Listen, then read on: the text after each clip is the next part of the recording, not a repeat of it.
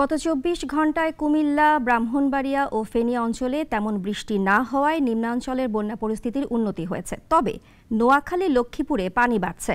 কবলিত এলাকায় দেখা দিয়েছে খাবার ও বিশুদ্ধ পানির তীব্র সংকট। ভিড় বাড়ছে আশ্রয়কেন্দ্রগুলোতে। বন্যা পরিস্থিতির উন্নতি অব্যাহত থাকায় পানিবন্দী মানুষের সংখ্যা কমে আসছে। গতকালের তুলনায় আজ ৩০,০০০-এর বেশি পরিবার পানির বন্দিদশা থেকে মুক্ত হয়েছে। তবে বন্যায় নিহত ব্যক্তির সংখ্যা আরও ৪ জন বেড়ে ২৭ জন হয়েছে।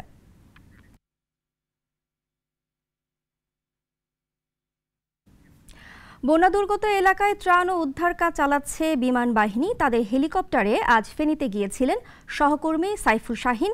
তিনি আছেন আমাদের সঙ্গে স্টুডিওতে। শাহিন, কি অবস্থা দেখলেন সেখানকার?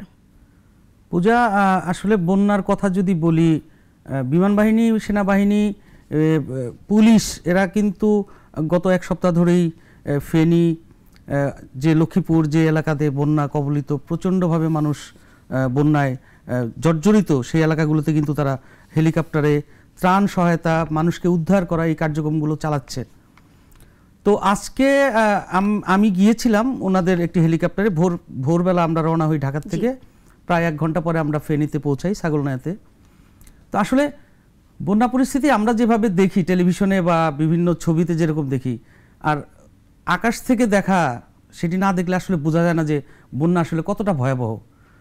মানে আপনি যদি নিজে না দেখেন সেটা বিশ্বাস করবেন না যে শুধু পানি আর পানি। পানির মধ্যে একটু ঘরের একটু চাল বা একটু গাছের মাথায় রয়েছে, জেগে রয়েছে। সেখানে আসলে কিভাবে মানুষ বেঁচে আছে না মরে গেছে বা কোথায় আছে এটা বলার কোনো সুযোগ নেই। তো যাই হোক, আমরা যেটি দেখলাম আসলে এখন তো ফেনীর, আপনি নিশ্চয়ই জানেন যে ফেনীতে একটু পানি কমার দিকে আর কি, কমছে পানি। তো আমরা কিন্তু জানি যে বন্যা যখন প্রবল আকার ধারণ করে, তখনকার চাইতে কিন্তু যখন বন্যার শেষের দিকে আসে, পানি কমতে থাকে, তখন কিন্তু মহামারীটা বড় আকারে দেখা দেয়। তখন বিভিন্ন ধরনের খাবারের সংকট দেখা দেয়, বিশুদ্ধ পানির সংকট দেখা দেয়। যারা আশ্রয়কেন্দ্র ছিল তারা তার ঘরে ফিরবে, ঘরে গিয়ে তার যে থাকতে হবে, ঘুমাতে হবে, সেই বিছানা, কাঁথা, বালিশ কোনো কিছুই কিন্তু নেই। এমনও মানুষ আমরা দেখেছি যে গত 8 দিন 10 দিন ধরে এক জামা কাপড়ে যে ঘর থেকে বেরিয়ে এসেছিলেন, সেই জামা কাপড় পরেই তারা রয়েছেন। এবং ওই অঞ্চলে কিন্তু প্রচুর সাপের উপদ্রব দেখা দিয়েছে এবং প্রাণীদের ক্ষেত্রেও অনেক মানুষ কান্নাকাটি করছে। তাদের গরু, ছাগল, হাঁস, মুরগি সেগুলো মারা গিয়েছে।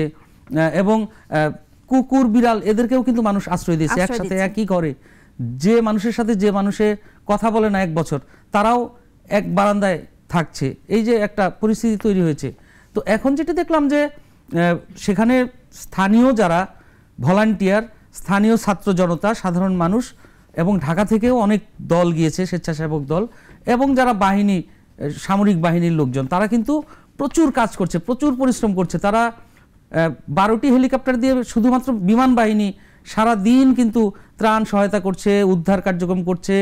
সেখানে বিদ্যুৎ ছিল না।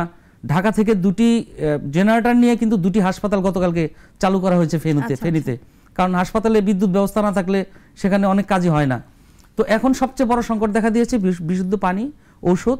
তারা সেখানে মেডিকেল ক্যাম্প করেছে এবং জরুরি যে রোগীগুলো যাদেরকে প্রয়োজন ঢাকায় নিয়ে আসা, হেলিকপ্টারে করে কিন্তু তাদেরকে ঢাকায় আনা হচ্ছে। তবে এখন আমি বলবো যে আসলে সবারই একটু বেশি নজর দেওয়া উচিত এই বন্যা পরবর্তী পরিস্থিতির যে ম্যানেজমেন্ট, এই ম্যানেজমেন্টটা আসলে যাতে সঠিকভাবে হয় এবং এই মানুষগুলো যেন আসলে আবার তাদের সেই জায়গায় ফিরে যেতে পারে, সেই দিকে খেয়াল করা উচিত।